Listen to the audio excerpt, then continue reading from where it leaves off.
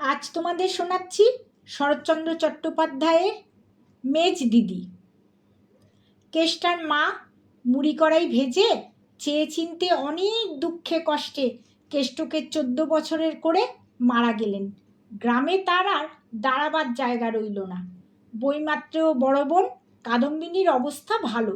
সবাই বলল, যা কেষ্ট, তোর দিদির বাড়িতে গিয়ে থাকগে, সে বড় মানুষ, বেশ থাকবি। মায়ের দুঃখে কেষ্ট কেঁদে কেটে জ্বর বাঁধিয়ে ফেলল। শেষে ভালো হয়ে ভিক্ষে করে শ্রাদ্ধ করল। তারপরে ন্যাড়া মাথায় একটা ছোট পুটুলি সম্বল করে দিদির বাড়ির রাজহাটে এসে উপস্থিত হলো। দিদি তাকে চিনত না। পরিচয় পেয়ে আর আগমনের হেতু শুনে একেবারে অগ্নিমূর্তি হয়ে উঠল। ছেলেপুলে নিয়ে ঘর সংসার পেতে বসেছিলেন তিনি। অকস্মাৎ এ কি উৎপাত! পাড়ার যে বুড়া মানুষটি কেষ্টকে পথ চিনিয়ে সঙ্গে এসেছিল, তাকে কাদম্বিনী খুব কড়া কড়া 2-4 কথা শুনিয়ে দিল। সৎমাকে উদ্দেশ্য করে বলল, জ্যান্তে একদিন খোঁজ নিলে না, এখন মরে গিয়ে ছেলে পাঠিয়ে তত্ত্ব করছেন। যাও বাপু, তুমি পরের ছেলে ফিরিয়ে নিয়ে যাও, এসব ঝঞ্ঝাট আমি পোয়াতে পারবো না।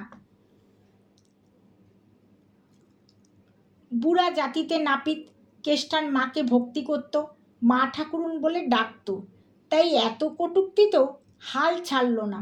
কাকুতি মিনতি করে বলল, দিদি ঠাকুরন, লক্ষ্মীর ভাড়ার তোমার, কত দাস দাসী, অতিথি ফকির, কুকুর বেড়াল এ সংসারে পাপ পেতে মানুষ হয়ে যাচ্ছে।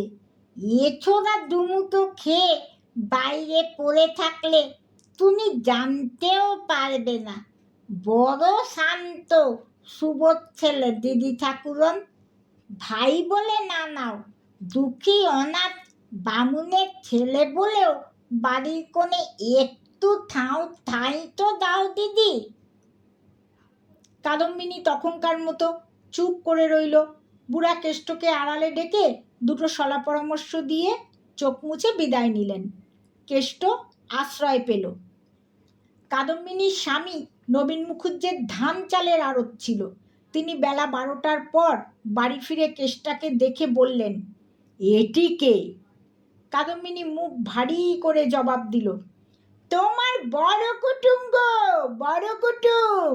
নাও, এখন খাওয়াও, পড়াও, মানুষ করো, পরকালের কাজ হোক। নবীন সৎ শাশুড়ির মৃত্যু সংবাদ পেয়েছিলেন, ব্যাপারটা বুঝলেন। বললেন, বটে, বেশ নধর গোলগাল দেহটি তো। বিপিন আর নবীন পৈতৃক বাড়িটা 2 ভাই ভাগ করে নিয়েছিলেন। পাশের দোতলা বাড়িটা মেজ ভাই বিপিনের। বিপিনেরও ধান চালের কারবার, তার অবস্থাও ভালো, কিন্তু বড় ভাই নবীনের সমান নয়। মেজ বউ হেমাঙ্গিনী শহরের মেয়ে, সে দাস দাসী রেখে লোকজন খাইয়ে জাঁকজমকে থাকতে ভালোবাসে। পয়সা বাঁচিয়ে গরিবি চালে চলে না বলেই বছর 4 আগেই 2 জায়ে কলহ হয়ে আলাদা হয়ে গিয়েছিলেন তারা। আজ বেলা 3টে 3:30-র সময় হেমাঙ্গিনী এ বাড়িতে এসে উপস্থিত হলো। কূপের পাশে সিমেন্ট বাঁধানো বেদির উপর রোদে বসে কেষ্ট সাবান দিয়ে এক রাশ কাপড় পরিষ্কার করছিল, আর কাদম্বিনী দূরে দাঁড়িয়ে অল্প সাবান আর অধিক গায়ের জোরে কাপড় কাচার কৌশলটা শিখিয়ে দিচ্ছিলেন। হেমাঙ্গিনী জিজ্ঞাসা করল, ছেলেটি কে দিদি? দিব্যি তো, মুখের ভাব তোমার মতোই। বলি, বাপের বাড়ির কেউ নাকি? কাদম্বিনী বিরক্ত মুখে জবাব দিলেন, হ্যাঁ, আমার বইমাত্রেও ভাই। ওরে ও কেষ্ট, তোর মেজ দিদিকে একটা প্রণাম কর না রে। কি অসভ্য ছেলে বাবা, গুরুজনকে একটা নমস্কার করতে হয়, তাও কি তোর মা শিখিয়ে দিয়ে মরেনি রে? তার ঝাঁজে ব্যস্ত হতবুদ্ধি হয়ে হেমাঙ্গিনীর পায়ের কাছে সরে এসে মাথা অবনত করতেই সে হাত দিয়ে ধরে ফেলে তার চিবুক স্পর্শ করে আশীর্বাদ করলেন, থাক থাক, হয়েছে ভাই, চিরজীবী হও। এদেশে এমন করে যে কেউ কথা বলতে পারে, এ যেন কেষ্টর মাথায় ঢুকল না। কেষ্টর পরিশ্রান্ত মুখখানি নিজের আঁচলে মুছিয়ে দিয়ে যাকে বললেন, আহা, একে দিয়ে কাপড় কাচিয়ে নিতে আছে দিদি, একটা চাকর ডাকুনি কেন? কাদম্বিনী রেগে উঠে বললেন, আমি তো তোমার মতো বড় মানুষ নই মেজ বউ, যে বাড়িতে 10-20টা দাস দাসী আছে। কথাটা শেষ হওয়ার আগেই হেমাঙ্গিনী নিজের ঘরের দিকে মুখ তুলে মেয়েকে ডেকে বললেন, উমা, শিবুকে একবার এ বাড়িতে পাঠিয়ে দে তো মা। বড়ঠাকুর আর পাঁচুর ময়লা কাপড়গুলো পুকুর থেকে কেচে শুকোতে দিই। বড় জায়ের দিকে ফিরে বললেন, এবেলা কেষ্ট আর পাঁচু গোপাল আমার ওখানে খাবে দিদি, সেই স্কুল থেকে এলেই পাঠিয়ে দিও, আমি ততক্ষণ একে নিয়ে যাই। কেষ্টকে বলল, ওর মতো আমিও তোমার দিদি হই কেষ্ট, এসো আমার সঙ্গে। বলে তার একটা হাত ধরে নিজেদের বাড়ি চলে গেল। সন্ধ্যার সময় কাদম্বিনী কেষ্টকে প্রশ্ন করলেন, কি খেয়ে এলি রে কেষ্টা? কেষ্ট সলজ্জ নতমুখে বলল, লুচি। কি দিয়ে খেলি? রুই মাছের মুড়োর তরকারি, সন্দেশ, রসগোল্লা। ইস, বলি মেজ ঠাকুরন মুড়োটা কার পাতে দিলেন? তোর পাতে বুঝি? গুরুতর অপরাধীর মতো কেষ্ট মাথা হেঁট করে রইল। খুড়ি হলো আপনার লোক, ব্যবহারটা দেখো। পাঁচু গোপাল আমার রুই মাছের মুড়ো বলতে অজ্ঞান, সে কি তা জানে না? তবে কোন আক্কেলে তার পাতে না দিয়ে বেনাবনে মুখ তো ছড়িয়ে দিলে। পরদিন থেকে কাদম্বিনী দুটো চাকরের একটাকে ছাড়িয়ে দিলেন। কেষ্ট নবীনের ধান চালের আড়তে কাজ করতে লাগলো। সেখানে সে ওজন করে, বিক্রি করে, 4-5 ক্রোশ পথ হেঁটে নমুনা সংগ্রহ করে আনে। দুপুরবেলা নবীন ভাত খেতে এলে দোকান আগলায়। একদিন তখন বেলা 3টে, কেষ্ট পুকুর থেকে স্নান করে এসে দেখল দিদি ঘুমাচ্ছে। দিদিকে ডেকে তুলবে এ সাহস হলো না। রান্নাঘরের দাওয়ায় একধারে চুপটি করে দিদির ঘুম ভাঙার আশায় বসে রইল। হঠাৎ ডাক শুনল, কেষ্ট। হেমাঙ্গিনী নেমে এসে সামনে দাঁড়িয়ে জিজ্ঞাসা করলেন, কদিন দেখিনি তো, এখানে চুপ করে বসে কেন কেষ্ট? একই খিদের জ্বালায় অল্পেই চোখে জল আসে, তাতে এমন স্নেহার্দ্র কণ্ঠস্বর, তার দু চোখ টলটল করতে লাগলো। সে ঘাড় হেঁট করে রইল, উত্তর দিতে পারল না। মেজ খুড়িমাকে সব ছেলেমেয়েরা ভালোবাসত। তার গলার স্বর শুনে কাদম্বিনীর ছোট মেয়ে ঘর থেকে বাইরে এসেই চেঁচিয়ে বলল, কেষ্ট মামা, রান্নাঘরে তোমার ভাত ঢাকা আছে, খাও গে, মা খেয়ে দে ঘুমুচ্ছে। হেমাঙ্গিনী অবাক হয়ে বললেন, হ্যাঁ কেষ্ট, আজ এত বেলা হলো কেন? কেষ্টর হয়ে টুনি জবাব দিল, কেষ্ট মামার তো রোজই এমন বেলা হয়, বাবা খেয়ে দোকানে ফিরে গেলে তবে তো খেতে আসে। হেমাঙ্গিনী মিনিট 2 পরে এক বাটি দুধ হাতে ফিরে এসে রান্নাঘরে ঢুকেই শিউরে মুখ ফিরিয়ে দাঁড়ালেন। কেষ্ট খেতে বসেছিল। একটা পিতলের থালার উপর ঠান্ডা শুকনো ডালা পাকানো ভাত, একপাশে একটুখানি ডাল আর কি একটুখানি তরকারির মতো। দুধটুকু পেয়ে কেষ্টর মলিন মুখটা হাসিতে ভরে গেল। সর্দি উপলক্ষ করে হেমাঙ্গিনীর মাঝে মাঝে জ্বর হতো। দিন 2 থেকে আবার আপনি ভালো হয়ে যেত। দিন কয়েক পরে এমনি একটু জ্বর হওয়ায় সন্ধ্যার পর বিছানায় পড়েছিলেন। ঘরে কেউ নেই। হঠাৎ মনে হলো কেউ সন্তর্পণে কবাটের আড়ালে দাঁড়িয়ে উকি মেরে দেখছে। ডাকলেন, কে ওখানে? ললিত। কেউ সাড়া দিল না। আবার ডাকতে আড়াল থেকে জবাব এলো, আমি কেষ্ট। আয়, ঘরে এসে বস। হেমাঙ্গিনী উঠে বসে সস্নেহে কাছে ডেকে জিজ্ঞাসা করলেন, কেন রে কেষ্ট? কেষ্ট আরও একটু সরে এলো। মলিন কোচার খুঁট খুলে দুটি আধ পাকা পেয়ারা বার করে বলল, জ্বরের উপর বেশ খেতে লাগে দিদি। হেমাঙ্গিনী জিজ্ঞাসা করলেন, হ্যাঁ কেষ্ট, কে তোকে বললে আমার জ্বর হয়েছে? কে বললে রে আমি পেয়ারা খেতে চেয়েছি? কেষ্ট তার জবাব দিল না। সে সেই যে মুখ হেঁট করলো আর তুলতেই পারল না। হেমাঙ্গিনী বললেন, তোর মেজদিকে কখনো কিছু লুকোস নে কেষ্ট, যখন দরকার হবে চুপি চুপি এসে চেয়ে নিস, নিবি তো? কেষ্ট আহ্লাদে মাথা নেড়ে বলল, আচ্ছা। কেষ্ট ঘরে ফিরে আসতেই কাদম্বিনী বললেন, সমস্ত দুপুর দোকান পালিয়ে কোথায় ছিলি রে কেষ্ট? বল শিগগির। অবশেষে পাঁচু গোপালকে ডেকে তার দুই কান বারবার মলিয়ে দিলেন এবং তার জন্য রাতে আর হাঁড়িতে চাল নিলেন না। পরদিন সকালেই কেষ্ট গুটি গুটি পায়ে ঘরে ঢুকে হেমাঙ্গিনীর পায়ের কাছে বিছানার এক পাশে এসে বসল। হেমাঙ্গিনী পা দুটো একটু গুটিয়ে নিয়ে সস্নেহে বললেন, দোকানে যাসনি কেষ্ট? এইবার যাব। দেরি করিস নে দাদা, এই বেলা যা, নইলে এখনই আবার গালাগালি করবে। কিছু বলবি আমাকে? কাল কিছু খাইনি মেজদি। কাল থেকে খাসনি? বলিস কি কেষ্ট, কাল রাত্রিরেই কেন এলি নে? কেষ্ট চুপ করে রইল।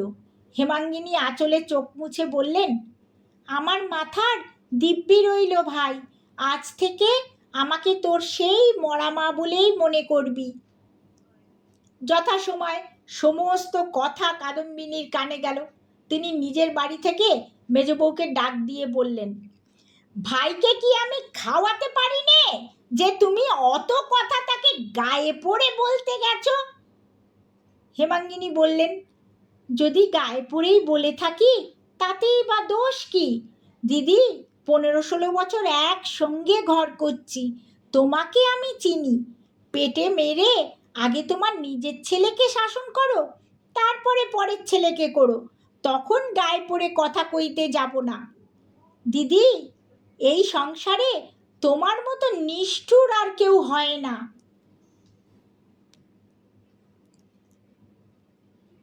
হেমাঙ্গিনীর আবার মাথা ধরে জ্বর হয়েছিল, তাই অসময়ে শয্যায় এসে নির্জীবের মতো পড়ে রইল। তার স্বামী ঘরে ঢুকে লক্ষ্য না করেই ক্রোধ ভরে বলে উঠলেন, বৌঠানের ভাইকে নিয়ে আজ কি কাণ্ড বাঁধিয়ে বসে আছো? কারু বানা শুনবে না? যেখানে যত হাদা হতভাগা লক্ষ্মী ছাড়া আছে, দেখলেই তার দিকে কোমর বেঁধে দাঁড়াবে। রোজ রোজ আমার এত হাঙ্গামা সহ্য হয় না মেজ বউ।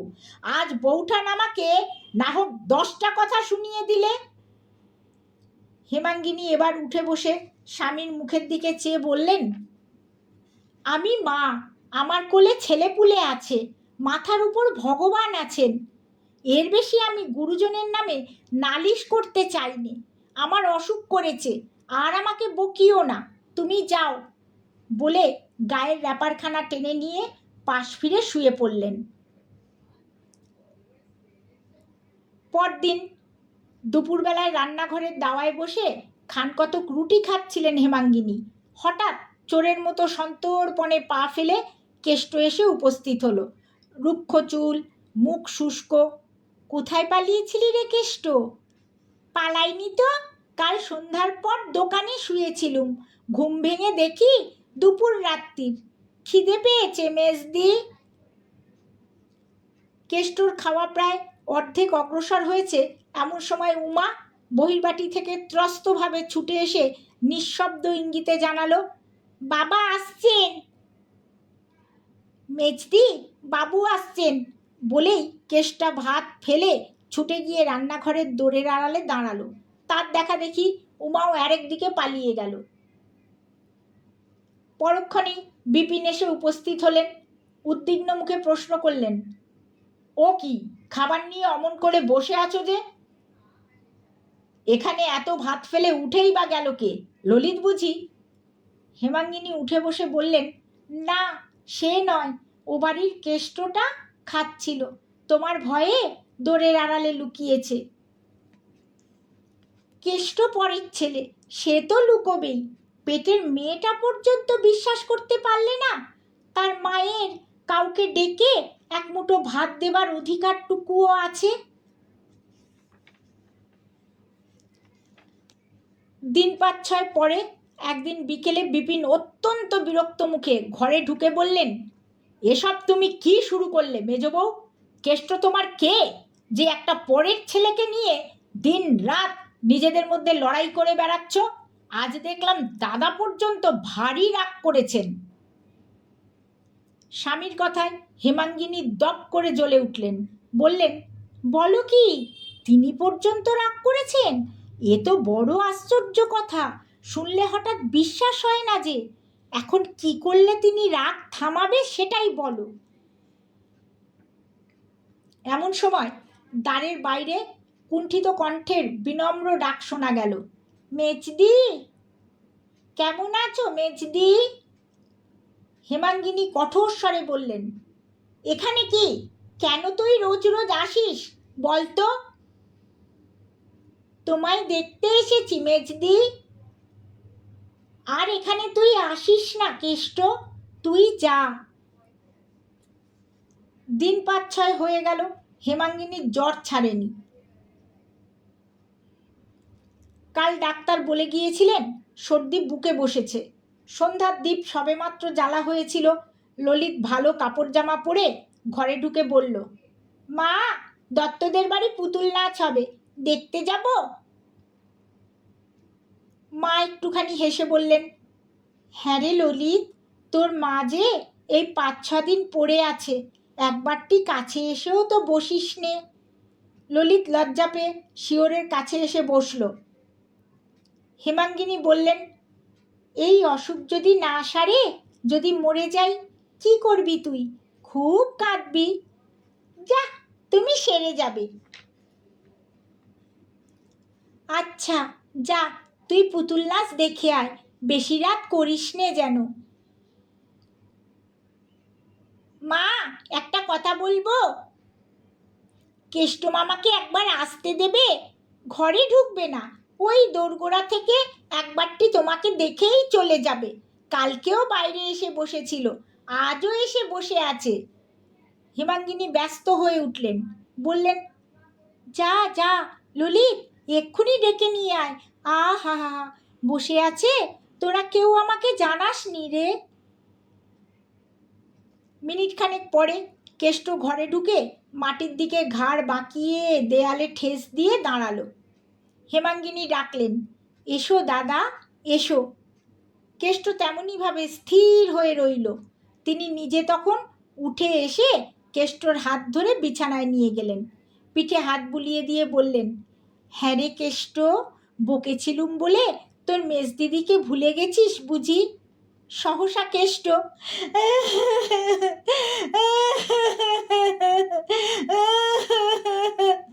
ফুপিয়ে কেঁদে উঠল।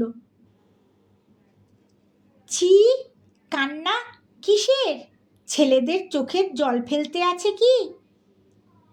ডাক্তার বলে যে বুকে সর্দি বসেছে। হেমাঙ্গিনী হাসলেন, এই জন্যে? ছি ছি ছি, কি ছেলে মানুষ তুই রে। বসলেই বা, যদি মরি তুই আর ললিত কাঁধে করে গঙ্গায় দিয়ে আসবি, কেমন? পারবি নে? বলি, মেজ বউ আছো? কেমন আছো আজ? বলে বড় বউ দোরগোড়ায় এসে দাঁড়ালেন। এই যে ইনি এসে হাজির হয়েছেন। মেজগিন্নির কাছে কেঁদে সোয়াগ করা হচ্ছে যে। ন্যাকা, কত ফোন দিই না জানে। হেমাঙ্গিনী বললেন, দিদি, আমার 6-7 দিন জ্বর, তোমার পায়ে পড়ি দিদি, আজ তুমি যাও। কেন? নিজের ভাইকে শাসন করছি, তুমি এমন মারমুখী হয়ে উঠছো কেন শুনি? বাড়ি গিয়ে করো দিদি, আমার এখানে আমার সামনে করার দরকার নেই, আর আমি করতে দেবও না। কেন? তুমি কি বাড়ি থেকে তাড়িয়ে দেবে নাকি? হেমাঙ্গিনী হাত জোর করে বললেন, আমার বড় অসুখ দিদি, তোমার দুটি পায়ে পড়ি, হয় চুপ করো নয় যাও। আমার নামে লাগান ভাঙান, আজ বার করব বজ্জাত মিথ্যুক কোথাকার। বললুম গরুর দড়ি নেই, কেষ্ট দুয়াটি পাট কেটে দে। না দিদি, তোমার পায়ে পড়ি, পুতুল নাচ দেখে আসি। এই বুঝি পুতুলের নাচ হচ্ছে রে? হেমাঙ্গিনী বলল, কেন তুই পুতুল নাচ দেখতে গেলি নে কেষ্ট? গেলে তো আর এইসব হতো না। আসতে যখন তোকে ওরা দেয় না ভাই, তখন আর আসিস নে আমার কাছে। দিদি, আমাদের গায়ের বিশালাক্ষী ঠাকুর বড় জাগ্রত, পুজো দিলে অসুখ সেরে যায়। আমি ভালো হয়ে তোকে লুকিয়ে পুজো দিতে পাঠিয়ে দেব। পারবি একলা যেতে? একলা যেতে খুব পারবো দিদি।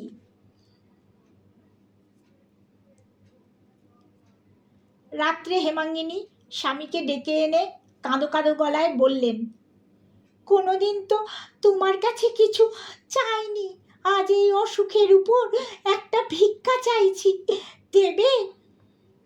বিপিন সন্দিগ্ধ কণ্ঠে প্রশ্ন করলেন, কি চাই? কেষ্টকে আমাকে দাও, মানুষ করি, খাওয়াই, পড়াই, তারপরে যা ইচ্ছে হয় তোমাদের তাই করো। বড় হলে আমি একটি কথাও কব না। সে দুর্ভাগা বলে কি তোমরা সকলে মিলে তাকে মেরে ফেলবে? আমি তাকে আমার কাছে আসতে বলবো, দেখি ওরা কি করেন।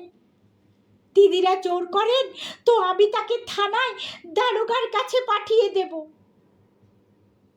বিপিন ক্রোধে বললেন, আচ্ছা, সে দেখা যাবে।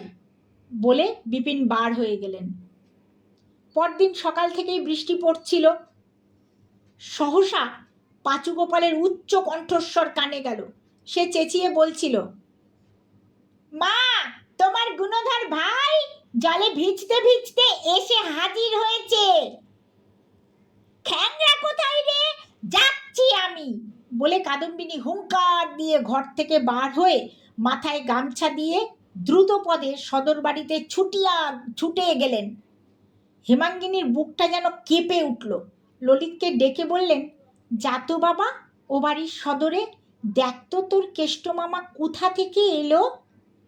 ললিত এসে বলল, পাঁচুদা তাকে নাড়ুগোপাল করে মাথায় দুটো থান ইট দিয়ে বসিয়ে রেখেছে। কি করেছিল সে? কাল দুপুরবেলা তাকে তাগাদা করতে পাঠিয়েছিল। গয়লাদের কাছে 3 টাকা আদায় করে নিয়ে পালিয়েছিল। সব খরচ করে এই আসছে। বেলা 10টার সময় রাধুনী কয়েকটা রুটি দিয়ে গিয়েছিল। এমন সময় তারই ঘরের বাইরে কুরুক্ষেত্র বেঁধে গেল। বড়গিন্নির পেছনে পাঁচু গোপাল কেষ্টর কান ধরে হিড়ির করে টানতে টানতে আনছে। সঙ্গে বড় কর্তাও আছেন। মেজকর্তাকেও আসবার জন্য দোকানে লোক পাঠানো হয়েছে। হেমাঙ্গিনী শশব্যস্তে মাথায় কাপড় দিয়ে ঘরের একপাশে সরে দাঁড়াতেই বড় কর্তা তীব্র কটুকণ্ঠে শুরু করে দিলেন, তোমার জন্যে তো আর আমরা বাড়িতে টিকতে পারি না মেজ বউ। বিপিনকে বলো আমাদের বাড়ির দামটা ফেলে দিক, আমরা আর কোথাও উঠে যাই। কাদম্বিনী বললেন, 1000 দিন বলেছি, মিছে লোক দেখানো আহ্লাদ দিয়ে আমার ভাইয়ের মাথাটি খেও না। কেমন এখন ঘটল তো? 2 দিন সোহাগ করা সহজ, কিন্তু চিরকালের ভাতটি তো তুমি নেবে না, সে তো আমাকেই সইতে হবে। মেজ বৌমা, তোমার শেখানোর গুণেই ও আমার টাকা চুরি করে তোমার ভালোর জন্যে কোন একটা ঠাকুরের পুজো দিয়ে পেশাদ এনেছে। বলে তিনি গোটা 2 সন্দেশ ও ফুল বেলপাতা ঠোঙার ভিতর থেকে বার করে দেখালেন। হেমাঙ্গিনী ক্রোধে জ্ঞান হারালেন। দ্রুতপদে কেষ্টর সামনে এসে তার 2 গালে সশব্দে চর কষিয়ে দিয়ে বললেন, বদমাইশ, চোর, আমি তোকে চুরি করতে শিখিয়ে দিয়েছি? কতদিন তোকে আমার বাড়িতে ঢুকতে বারণ করেছি, কতবার তোকে তাড়িয়ে দিয়েছি। আমার মনে হচ্ছে তুই চুরির মতলবেই যখন তখন এসে উকি মেরে দেখতিস। কেষ্টাকে বাড়ি নিয়ে গিয়ে বড় কর্তা চোরের শাস্তি দিতে শুরু করলেন। সে কি নির্দয় প্রহার! কেষ্ট কথাও বলে না, কাঁদেও না, এদিকে মারলে ওদিকে মুখ ফেরায়, ওদিকে মারলে এদিকে মুখ ফেরায়। হেমাঙ্গিনী বললেন, হ্যাঁ রে উমা, এখনো কি তাকে সবাই মিলে মারছে? উমা বললে, না, পেশন্যর মা কেষ্ট মামাকে বাইরে টেনে নিয়ে গেছে। সন্ধ্যার পর বিপিন ও বাড়িতে বৌঠানের মুখে সমস্ত ব্যাপার শুনে ক্রোধ ভরে স্ত্রীর ঘরে ঢুকছিলেন। উমা কাছে এসে ফিসফিস করে বলল, মা জ্বরে অজ্ঞান হয়ে আছেন। বিপিন মনে মনে স্ত্রীকে অত্যন্ত ভালোবাসতেন। ঘরে ঢুকে দেখলেন হেমাঙ্গিনী মাটির উপর পড়ে আছেন। ব্যস্ত হয়ে শয্যায় তুলবার জন্য গায়ে হাত দিতেই হেমাঙ্গিনী চোখ মেলে এক মুহূর্তে স্বামীর মুখের পানে চেয়ে থেকে অকস্মাৎ দুই পা জড়িয়ে ধরে কেঁদে উঠলেন।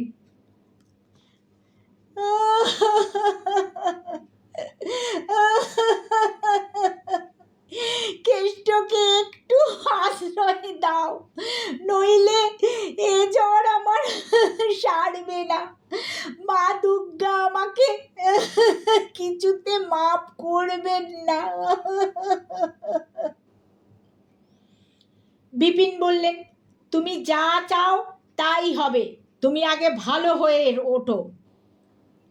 পরদিন হেমাঙ্গিনী এসে বললেন, মার খেয়ে কেষ্টর ভারী জ্বর হয়েছে, তাকে আমি আমার কাছে নিয়ে আসছি। বিপিন বললেন, তাকে বাড়িতে আনবার দরকার কি?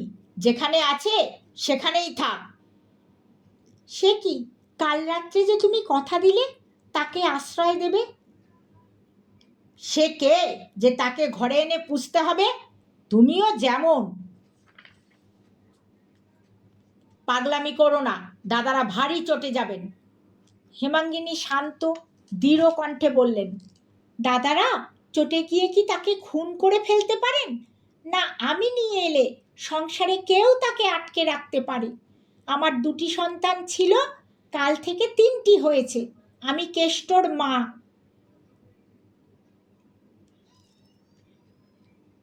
এ বাড়িতে তুমি তাকে আনতে দেবে না, তাই তো? কি পাগলামি করো! বলে বিপিন চোখ রাঙিয়ে চলে গেলেন। হেমাঙ্গিনী ডাকলেন, শিবু, একটা গরুর গাড়ি ডেকে আন, আমি বাপের বাড়ি যাব। কেষ্ট চণ্ডীমণ্ডপের একধারে ছেঁড়া মাদুরের উপর জ্বরে, গায়ের ব্যথায়, বোধ করি বুকের ব্যথায় আচ্ছন্নের মতো পড়েছিল। হেমাঙ্গিনী ডাকলেন, কেষ্ট। কেষ্ট যেন প্রস্তুত হয়েই ছিল, একেবারে তড়াক করে উঠে বসে বলল, মেজদি, আমাকে বাপের বাড়ি আজ তোকে পৌঁছে দিতে হবে যে। চলো, বলে কেষ্ট তার ভাঙা ছড়িটা বগলে নিল আর ছেঁড়া গামছাটা কাঁধে ফেলল। গাড়ি যখন গ্রাম ছাড়িয়ে গিয়েছে তখন পেছনে ডাকাডাকি চিৎকারে গাড়োয়ান গাড়ি থামালো। বিপিন এসে উপস্থিত হলেন। সভয়ে প্রশ্ন করলেন, কোথায় যাচ্ছ মেজ বউ? হেমাঙ্গিনী কেষ্টকে দেখিয়ে বললেন, এদের গ্রামে। কখন ফিরবে? কখনো যদি কোথাও এর আশ্রয় জোটে তবেই তো একা ফিরে আসতে পারবো, না হয় একে নিয়েই থাকতে হবে। বিপিন বুঝলেন, এ মেজ বউ যে সে নয় যাকে চোখ রাঙিয়ে টলানো যায়। বিপিন তাই নম্র স্বরে বললেন, মাপ করো মেজ বউ, বাড়ি চলো। হেমাঙ্গিনী হাত জোর করে বলে উঠলেন, আমাকে তুমি মাপ করো, কাজ না সেরে আমি কোনো মতেই বাড়িতে ফিরতে পারবো না। বিপিন কেষ্টর ডান হাতটা ধরে ফেলে বললেন, কেষ্ট, তোর মেজদিকে তুই বাড়িতে ফিরিয়ে নিয়ে আয় ভাই, শপথ করছি আমি বেঁচে থাকতে তোদের 2 ভাই বোনকে আজ থেকে কেউ আলাদা করতে পারবে না। আয় ভাই আয়, তোর মেজদিকে নিয়ে আয়।